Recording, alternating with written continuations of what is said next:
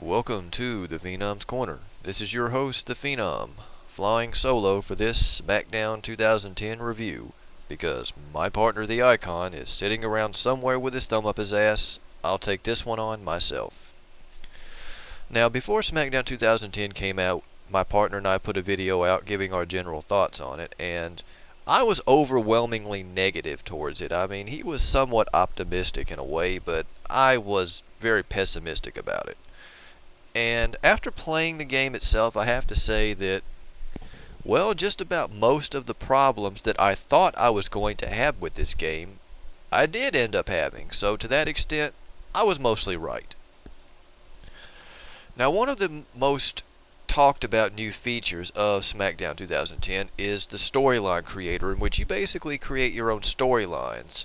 And this is a cool feature, no doubt about it, but it seems like every year they always give us a new feature or something that's really cool, but they always put like an unnecessary restriction on it for some reason. When you're creating scenes in the storyline editor, your created wrestler can only appear in 10 scenes, and that's including matches.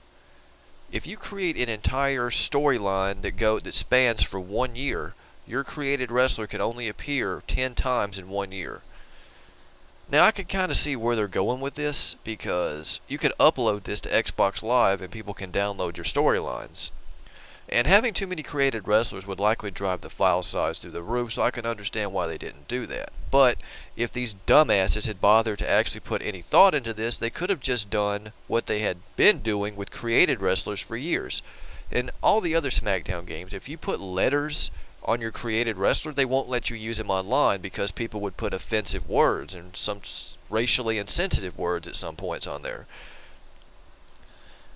Why didn't they do that with the storyline editor? Just say, okay, if you use this amount of created wrestlers, you won't be able to upload it online. Fine.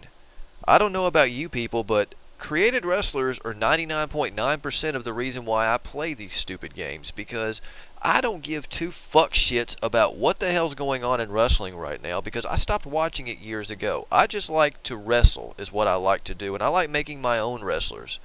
I mean, I don't even know who half of these fuck sticks are in this game. I mean, who the hell is Jack Swagger or Dolph Zinger or whatever the fuck his name is? I don't know who these people are. I don't care. I want to make my own wrestlers. And just having that storyline editor having such a needless restriction is pretty stupid. Secondly, the creator wrestler system itself is also somewhat annoying this year, because when you create your wrestler, before you had a certain number of layers that you were able to put on it before you ran out, and once you ran out you wouldn't be able to add anything else.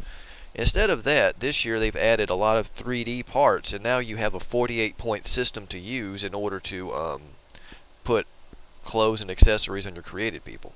The problem with this is that jackets and pants take up an ungodly amount of these points, and even your hair takes up points. It's impossible to equip a jacket, a pair of pants, your hair, and anything else. You run out of points. I mean, one of the most basic things ever, a business suit, is almost impossible to equip properly. That is inexcusable. Now, once again, there is a point to this, I'm sure, to try to cut down on lag online. But once again, why couldn't they just do something like, if you put too many accessories on there, you won't be able to use them online? Fine.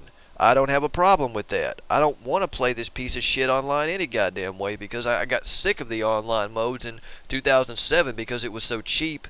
And 2008 wasn't any better. In 2009 I played a little bit, but by that point I had ran out of gas. So I never even gave a fuck about playing online, so who the fuck cares? And then you come to the rating system for created wrestlers in this game. They've been changing this shit every fucking year. I don't understand why. I just don't understand why. It's never been the same for like 2 solid years. I mean, they keep changing it. I was a fan of the old school. Just let me finish career mode and then give me infinite points to assign them where I want. I don't make maxed out created wrestlers. I want to give my guys realistic stats. And in this game, in order to do that, you basically have to take each one of them through a career mode or play a shitload of matches in order to earn points. That would be fine if you only had one wrestler, because it really doesn't take more than about an hour or so with one wrestler to give him some good stats. But if you're like me and you create like 20 created wrestlers every year, this is an ungodly task, and I just don't have the patience for it. It's stupid.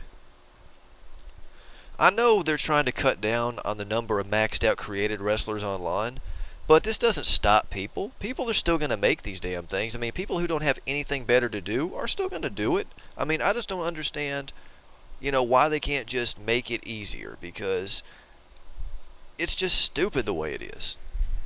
And even with all this other stuff aside, when you look at the core gameplay, there's still problems.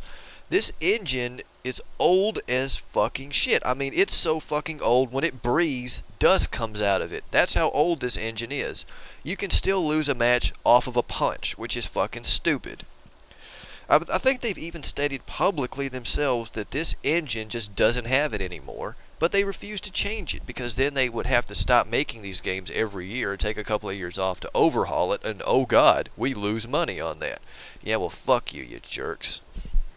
I mean, the gameplay here isn't very good. I mean, it has improved somewhat, but one of the main problems I talked about in my original video was the fact that they changed the reversal buttons in order to make it more user-friendly.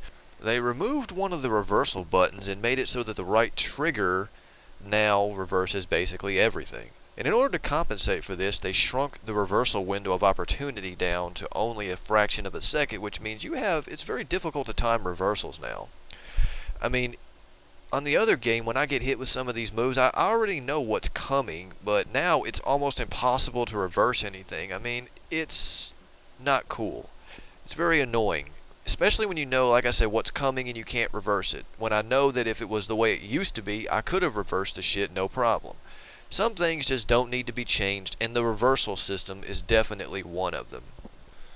At the end of the day, if you haven't played a SmackDown game in a few years, this might be one that's worth coming back for, because to be fair, despite all the restrictions I've mentioned, it's still the best SmackDown game that I've seen on next generation consoles. But as for me, I won't be playing these games again, because when I look at 2010, all I see is, picture a car that someone just made the body of it to look beautiful, perfectly shined up. I mean, it looks new.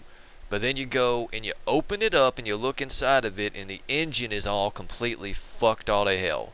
That's how I view this game.